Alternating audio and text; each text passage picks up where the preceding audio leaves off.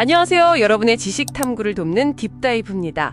오늘은 2026년 최저임금 시간당 13,020원으로 결정된 소식, 이걸 좀 깊이 파고 들어보겠습니다.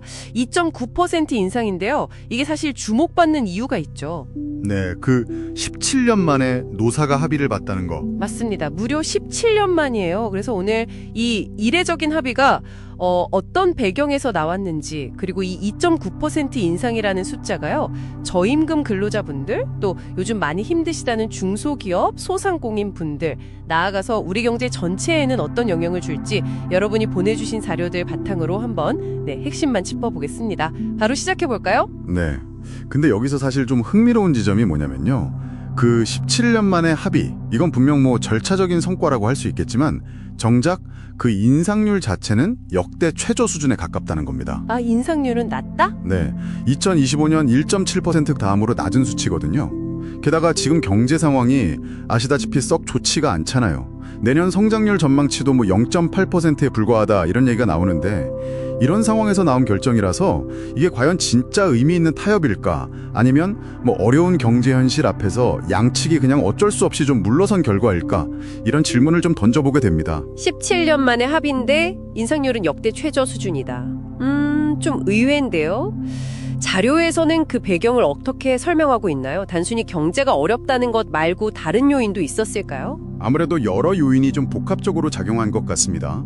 말씀하신 대로 그 낮은 성장 전망, 이게 가장 큰 배경인 건 맞고요. 근데 뭐 그동안 계속된 노사 갈등에 대한 어떤 피로감 같은 것도 있었을 테고, 또 어떻게든 이번에는 좀 합의를 만들어보자, 이런 양측의 의지가 막판에 좀 작용했을 가능성, 이런 것도 제기되더라고요. 하지만 뭐 결과적으로 나온 2.9%라는 숫자는 글쎄요, 양쪽 모두에게 좀 아쉬움이 남는 결과가 아닌가. 당장 그 물가 상승률 이런 걸 생각하면 이게 뭐 실질 임금이 얼마나 오를 수 있을까? 좀 의문이라는 목소리가 커요. 생활 수준 개선은 뭐 고사하고 현상 유지도 좀 버거운 거 아니냐, 이런 우려죠.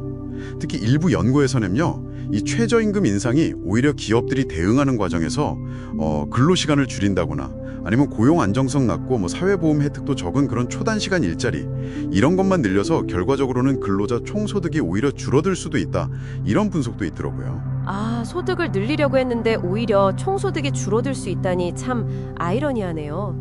반대로 경영계, 특히 중소기업이나 소상공인 분들은 동교를 주장했었죠.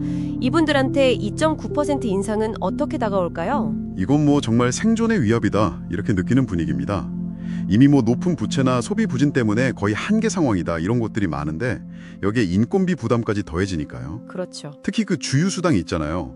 그것까지 포함하면 실질적으로는 시간당 12,000원이 넘는 비용이 되거든요. 와, 실질 부담은 훨씬 크네요. 네, 그러니까 뭐 100만 폐업 시대가 진짜 올 수도 있다, 이렇게 좀 강하게 경고하는 목소리도 나오고 있습니다. 그래서 업종별로 사정이 너무 다르니까 제발 좀 구분 적용해달라, 이 요구는 정말 끊이지 않고 있어요. 네네, 그 요구는 정말 매년 나오는 것 같습니다.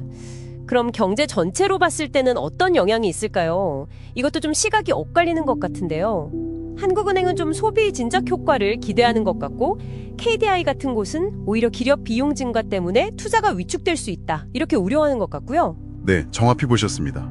그 한국은행 같은 기관들은 아무래도 저소득층 소득이 늘면 이게 소비로 이어지니까 내수를 살리는 데 좀 긍정적이지 않겠냐, 이런 쪽에 좀 주목하는 경향이 있죠. 소득주도 성장과 비슷한 맥락인가요? 어떤 면에서는요. 반면에 이제 KDI 같은 연구기관에서는 인건비 상승이 결국 상품 가격 인상으로 이어져서 물가를 자극할 수도 있고, 또 기업의 어떤 투자 여력을 위축시켜서 장기적으로 보면 성장에 좀 부정적일 수 있다, 이런 측면을 더 강조하는 편입니다. 특히 지금처럼 낮은 성장률이 예상되는 상황에서는 이런 긍정적, 부정적 효과들이 더 민감하게 작용할 수 있겠죠. 결국 어느 한쪽 시각만 맞다고 딱 잘라 말하기는 어려운 문제군요. 이렇게 입장이 정말 첨예하게 갈리는 걸 보면 최저임금 문제가 단순히 그냥 임금 액수 정하는 것 그 이상인 것 같아요. 바로 그 지점이 핵심인 것 같습니다. 노동계는 실질 임금 보전, 또 소득 불평등 완화, 이런 가치를 내세우고요. 경영계는 기업 생존, 고용 유지, 이런 현실적인 어려움을 호소하죠. 네. 일반 국민들 여론조사를 봐도 인상에 긍정적인 의견이 한 58% 정도로 좀 더 많긴 한데요. 정작 당사자인 자영업자분들은 절반 이상, 한 54% 정도가 동결이나 인하를 원했고, 또 연령대에 따라서도 찬반 이견이 꽤 갈리는 그런 복잡한 양상을 보입니다. 그러니까 이 최저임금이라는 숫자 하나에 얼마나 다양한 이해관계와 가치관이 막 얽혀 있는지 보여주는 단면인 거죠. 정리를 좀 해보면 2026년 최저임금 결정, 이게 17년 만에 노사합의라는 절차적 의미는 분명히 있지만 2.9%라는 인상률은 노동계 기대에는 좀 많이 못 미치고 또 경영계에는 여전히 부담으로 작용하는 뭐랄까 좀 불완전한 봉합 상태다, 이렇게 볼 수 있겠네요. 그렇죠. 어려운 경제 상황 속에서 정말 힘들게 찾은 절충점이긴 한데 양측의 근본적인 고민거리들은 여전히 좀 해결되지 않은 채로 남은 셈이죠. 네, 그런 느낌입니다. 여기서 우리가 한 걸음만 더 들어가서 생각해 볼 질문이 있는 것 같아요. 그 제공해 주신 여러 자료들에서도 지적하는 부분인데 소상공인분들이 겪는 어려움이 과연 최저임금 이것 때문만일까요? 다른 구조적인 문제들도 있다는 거죠. 네, 고질적인 문제로 지적되는 대기업과의 불공정 거래 관행이라든가 아니면 요즘 점점 부담이 커지는 플랫폼 수수료 문제라든가 이런 구조적인 문제에 대한 지적도 상당히 많거든요. 그렇다면 우리의 논의가 이 최저임금 인상률이라는 단 하나의 변수에만 너무 집중되는 것이 과연 이 복잡한 문제의 근본적인 해법을 찾는데 가장 효과적인 접근일까 하는 겁니다. 하긴 최저임금 논의에 가려진 다른 중요한 문제들이 있을 수 있겠네요. 네, 바로 그 점입니다. 이 질문을 여러분께 한번 남겨드리면서 오늘 딥다이브는 여기서 마무리할까 합니다.